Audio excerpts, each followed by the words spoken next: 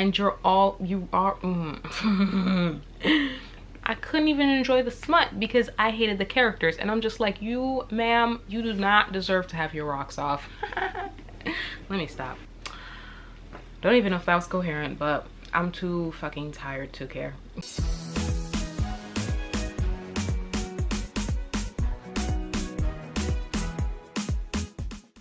Hey, how's it going? How's life? My name is Sophia. Welcome back to my channel.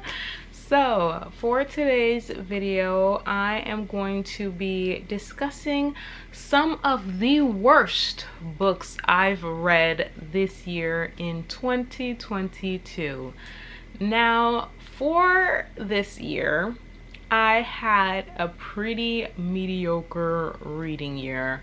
A lot of the books that I read didn't really stick out to me in one way or another. There are very few books I hated with a passion, and there are also very few books I loved with a passion. So this video is probably going to be shorter than any of my previous videos. Now, normally when I do these lists, I usually split it into two categories, the most disappointing and the worst books. But because I don't have a lot of books to talk about, it's just going to be one list. And it's going to be listed in order from disappointing to most hated. But without further ado, let's get into the video. Alrighty, so the first book I have to talk about wasn't a book I necessarily hated, but I did find it disappointing, and that is going to be Sky Beyond the Storm by Sabaa Tahir. This is going to be the finale to the Ember Quartet, the first book being An Ember in the Ashes. In An Ember in the Ashes, we are following our main character, Laya, whose brother has gone missing, and so she joins a rebel organization in order to find him. The second perspective you are following is Elias, who is a child soldier working for the Empire. Their two paths collide and the story goes from there. I read the first book, An Ember in the Ashes, quite a few years ago, and I remember enjoying it. It wasn't a fave, but I did think that the series had a lot of potential, and I was excited to see where it would go. Unfortunately, in my humble opinion, I do think that the series has declined as the author has come out with more books, and I feel like the finale was definitely the weakest book out of this entire quartet. In terms of the characters, I liked Laya enough in the first book. I was very much so rooting for her. Elias, I really didn't care for him too much, but also I didn't hate him at all.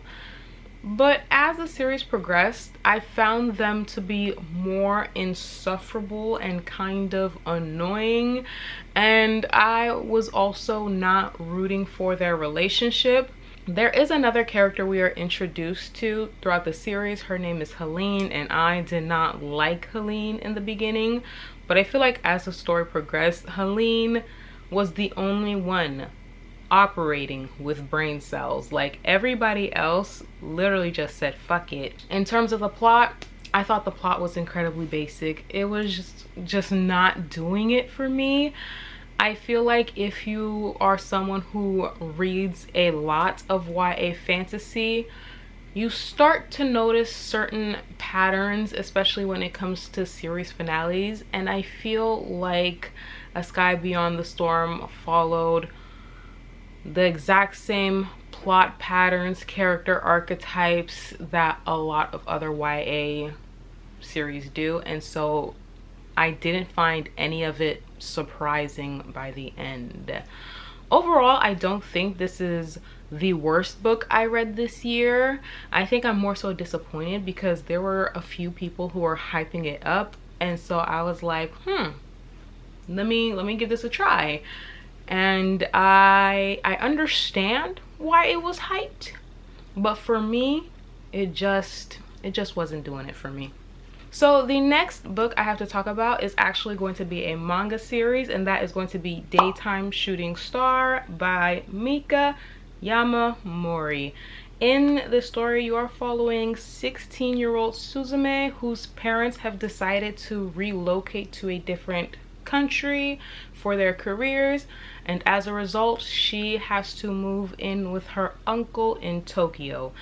And we're basically following Suzume's life as she makes new friends, as she goes to school, and as she's spending time with her family.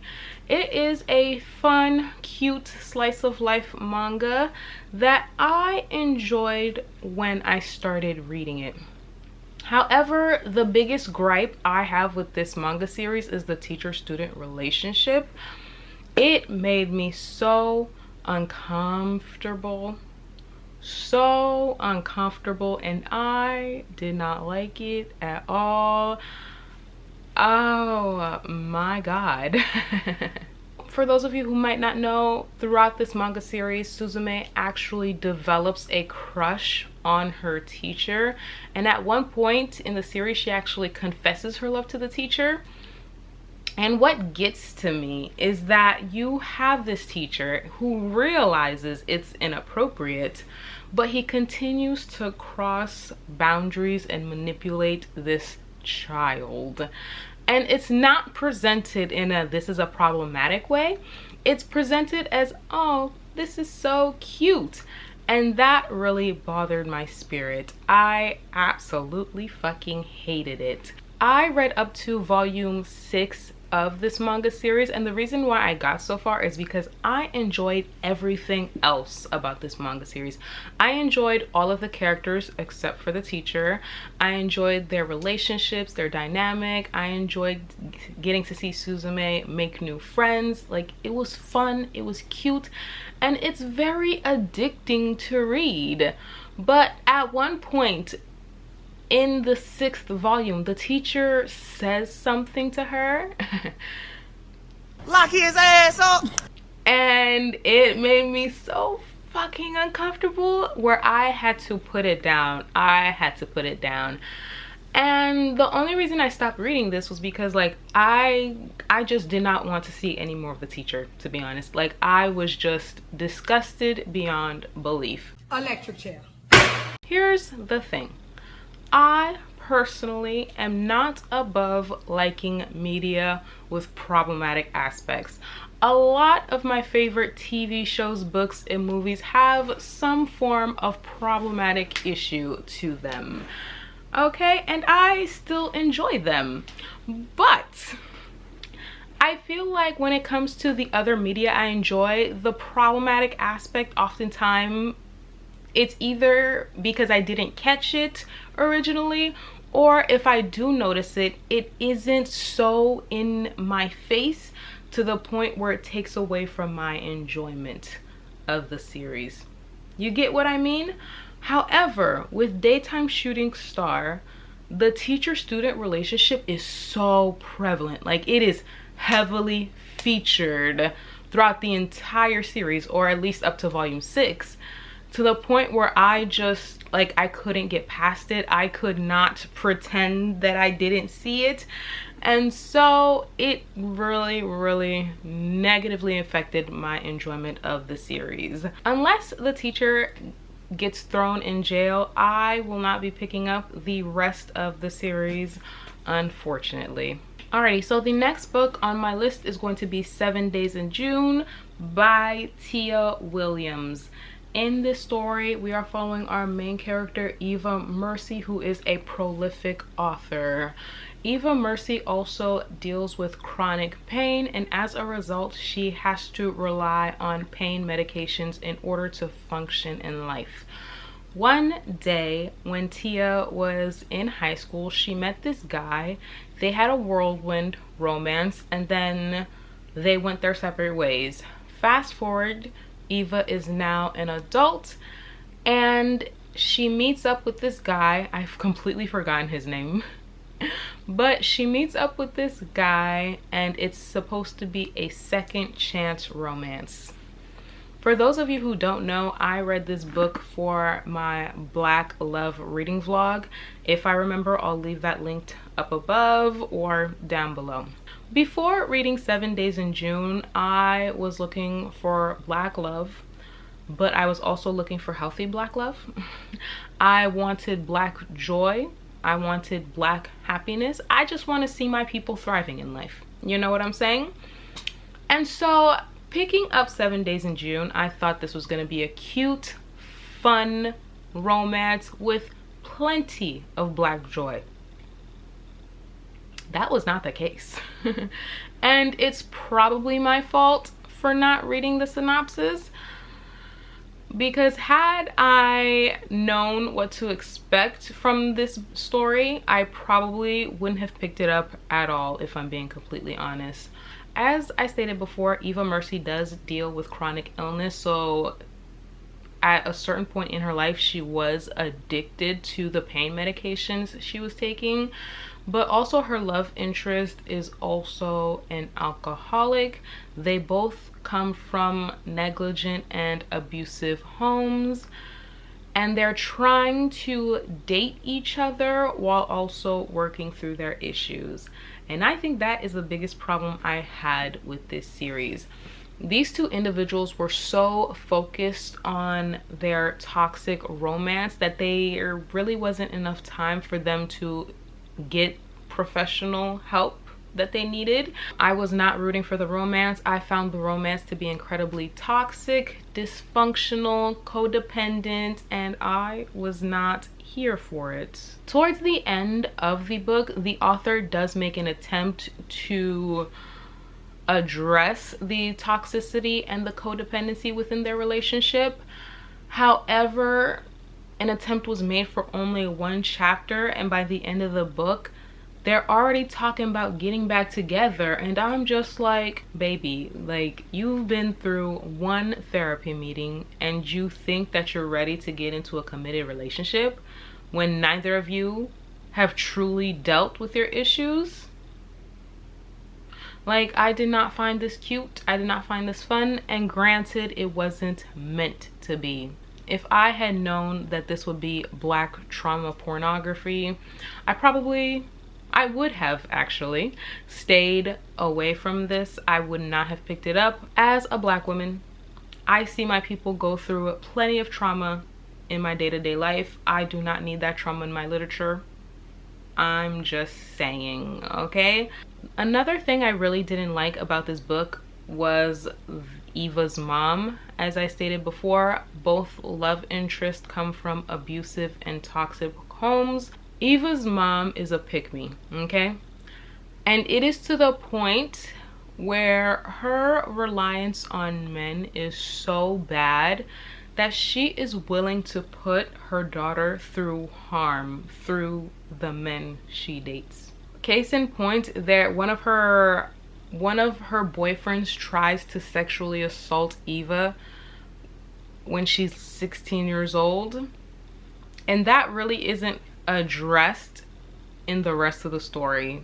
When I say Black trauma porn, I truly mean Black trauma porn, okay? If you're a person who deals with the trauma from addiction or sexual assault, I would highly recommend looking up the trigger warnings.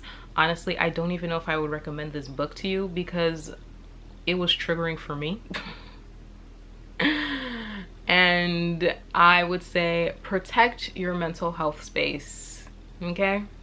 Like, I don't know if this book is worth it just to read a lot of Black trauma, okay? The next book I have to talk about is going to be Second Rebel by Lyndon A. Lewis. This is the sequel to The First Sister. In the first book, you are following three main characters. So the first character is Leto Val Lucius. He is a soldier for the Venus military. The second perspective is Captain Wren. She is a former military person and now she is captain of this Earth-Mars ship. Okay, the final character is the first sister, who is basically a religious person. Also within this world, you have Earth and Mars, who are in an alliance together. They are poor planets struggling to survive.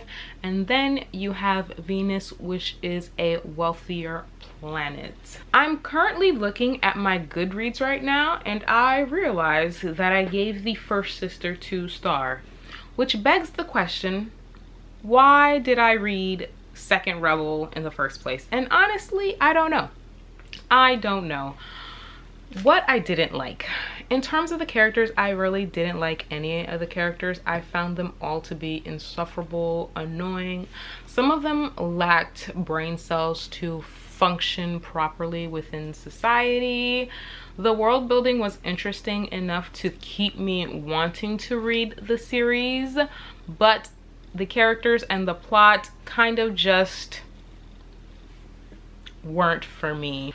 I feel like the plot in theory is interesting, but in execution it just felt lackluster. Overall, I don't remember much, but I do remember hating the Second Rebel when I read it. Like, I can't believe I read 2 out of the 3 books. The next book I have to talk about is going to be World of Wonders, and this is actually different from the other books on this list because this is a personal collection of essays. These essays are basically exploring the author's life from childhood up until adulthood, and throughout these essays you have references to different elements of nature such as weather, animals, and plants. The author takes different elements of nature and tries to correlate them with moments of her life. I think one of the main reasons why this didn't work for me is because I found that some of the elements that the author tried to correlate with her life didn't really fit, and it felt a bit forced.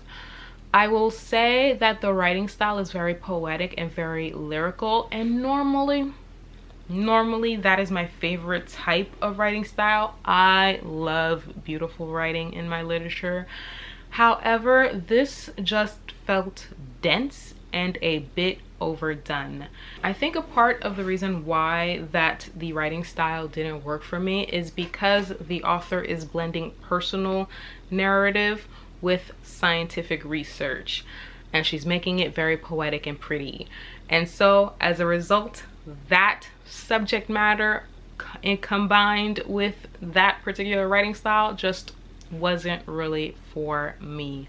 Overall, I found this collection to be a bit pretentious, but also kind of boring. It just really wasn't doing it for me. I did end up reading this for my climate fiction literature class, which is the only reason why I read this book at all. This is not something I would have picked up on my own, and I'm so sad that I was forced to read this. The climate fiction class was good. The books that were chosen for that class were interesting. Interesting choices were made. The final book on this list is actually going to be a graphic novel, and it is called Fine Print. In this story, you are following our main character, Lauren Thomas, who used to be a supermodel, and basically she fucked up her life. The interesting thing about this graphic novel is that you have planet Earth, but you also have 2 separate realms that rely on magic in order to function. So you have the angel realm, which relies on things like love, and then you have like this demonic realm that relies on lust, sex, desire, ambition. When I found out that the magic system of this world was based off of sex, love, and desire, I was intrigued, and so I decided to borrow a copy from my library. Thank God I borrowed a copy, and I didn't spend my hard-earned money, because I think this is probably one of the worst graphic novels I have ever read. And I have read a lot, and I mean a lot, of graphic novels that I did not like. In terms of the main character, I found her to be extremely aggravating and annoying. She is the type of character that will have something good going on in her life, but she will try to sabotage it, whether it's a relationship, a career, friendship. It does not matter what it is, she will find a way to sabotage it. Also, what I didn't like about her is that in the graphic novel, we find out early on that she had a boyfriend, and so she dumped him in order to pursue her modeling career. And throughout the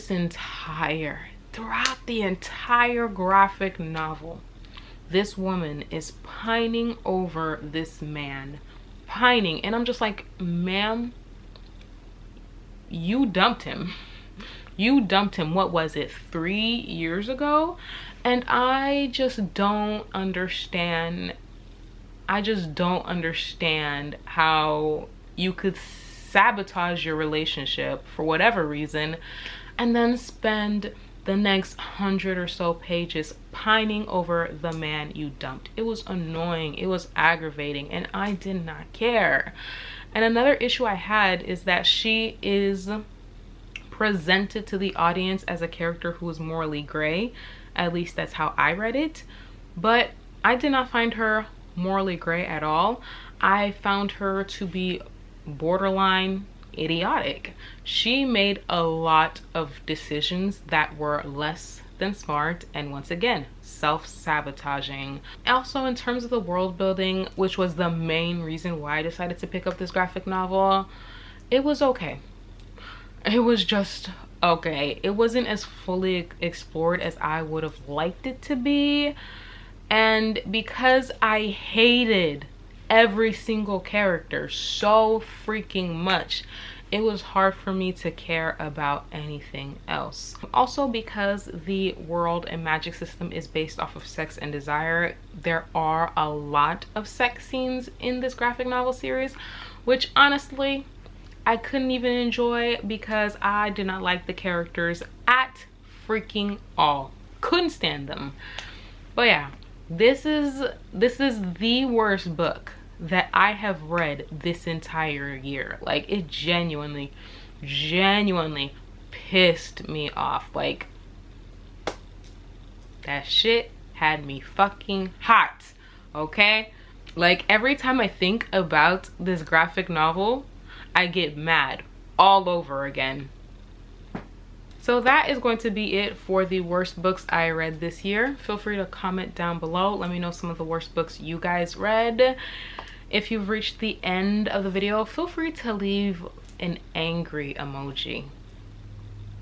Okay? I hope you guys enjoyed this video. I hope to see you guys soon with another video, and until then, I will see you soon. Bye!